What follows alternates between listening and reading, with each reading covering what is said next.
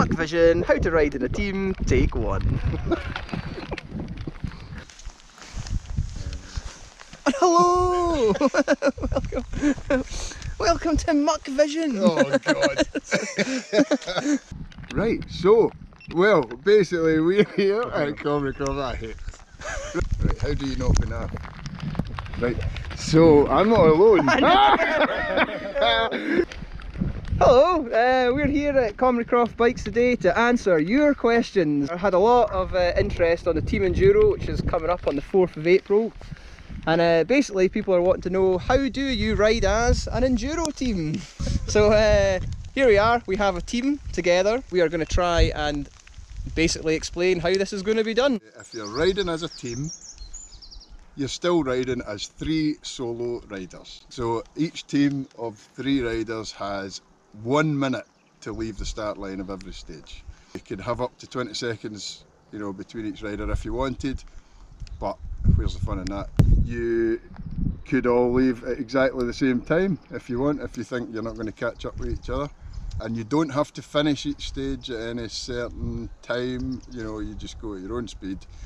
Your times will be accumulated for each stage. That's your clan time, but you'll also get your solo times as well. If one of your team members crashes out and can't carry on the race, that's your team thing finished. But the 2 remaining riders can carry on and just get their solo times. Any questions? Yeah, so how much gap should you leave between each other? I know you said you could leave up to 20 seconds, but is there any perfect amount? What would you recommend? I'm really glad you asked that question.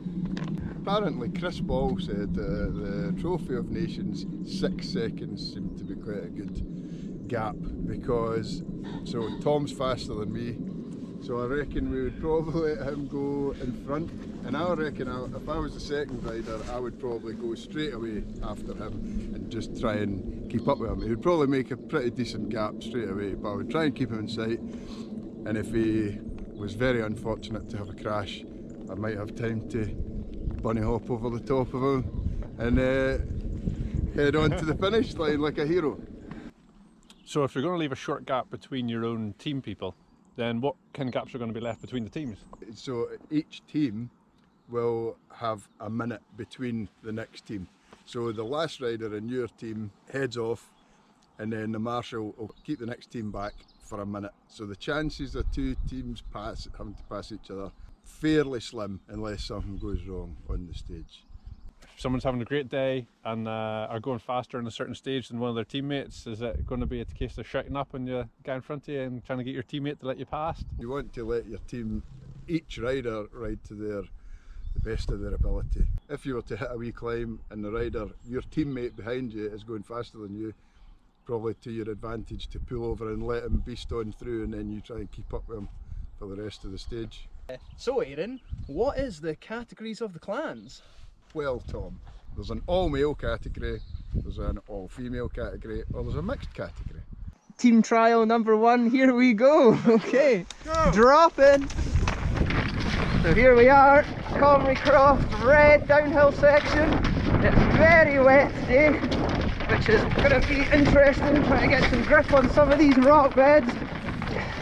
So this stage, or not stage I should say, this trail will be used in the clans of the Croft, but probably not in this order. So don't be checking out all the lines and thinking, ooh, that works. So it won't be the same wall getting sketched there, sliding on the mud. Oh no! Shit! Right. I can hear the guys behind me, but I don't know how far or how close they are. My job as a front runner is basically to set the pace and see if they can keep up and not mess up. Or you could have a traffic jam, and you don't want that slowing up your pals. Oh, Tom's miles away, but we're on the same team, so it's good. He's having a good run, and I'm having a crap run. And we have a look back and see where the team is. There he is, the man, the myth, the legend, Big Aaron, Lord of the Muck. Oh, the big stack! Here we go. Last member of the team coming in.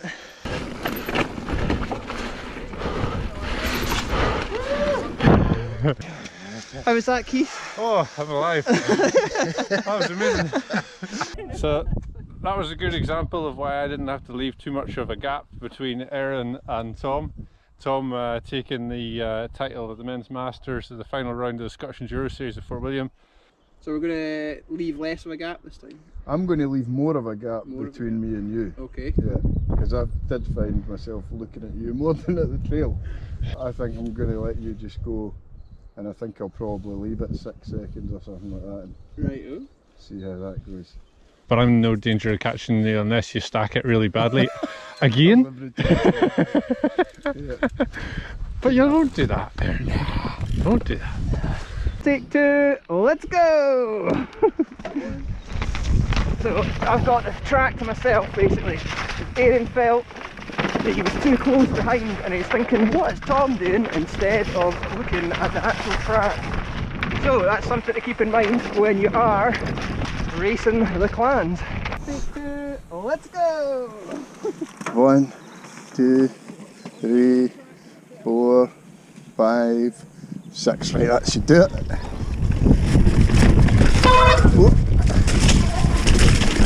Oh, it's hard doing a commentary. That's better because I can see the trail. I was too busy looking at Tom's bum the last time. Not in that way.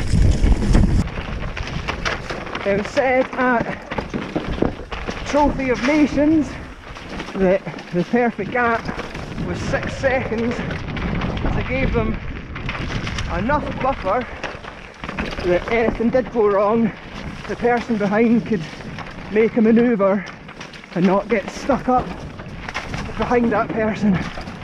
So it is worth thinking about before you start your run. Whew, that route's slippy today. Oh, this is a better run so far. Don't speak too soon. Can't hear Aaron at all this time. I could hear him laughing the last time.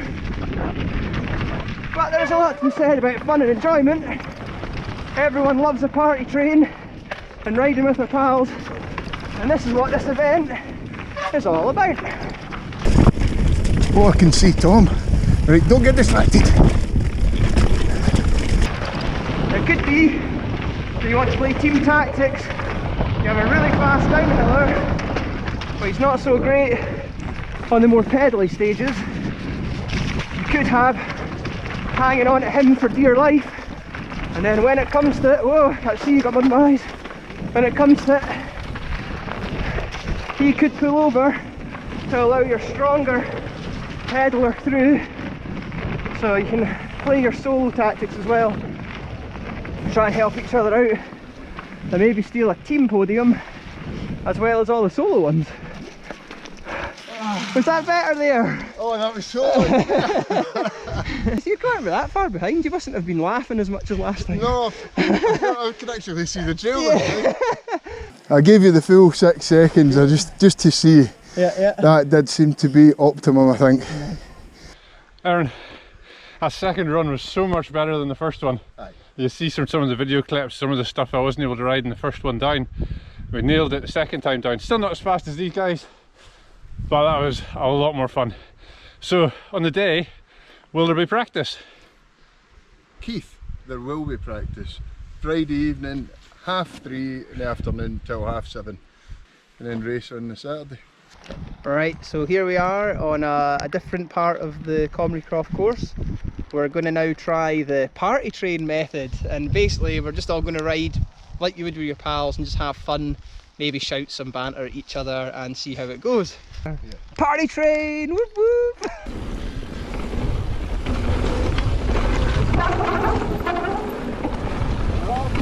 We're having a fun time!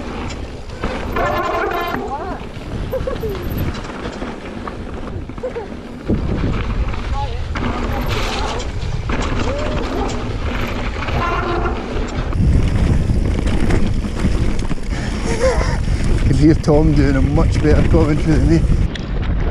Oh, the Strava line!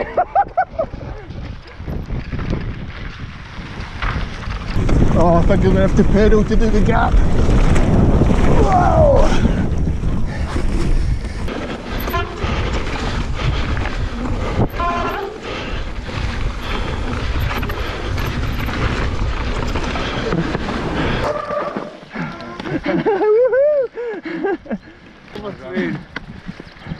Can't beat that. Have you seen this drink before, Aaron? It's called Active Root. It gives you some energy. It'll help you beat him. If you have a drink of this, you're going faster. Active Root. Aaron's not had one of those for a while.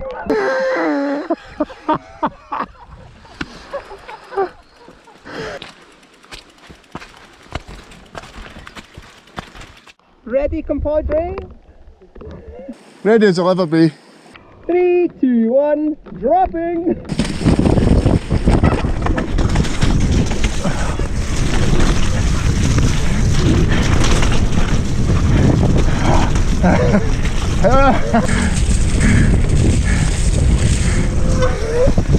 You're too fast, too fast. That was 7-3-3-6 like Jimmy Walker.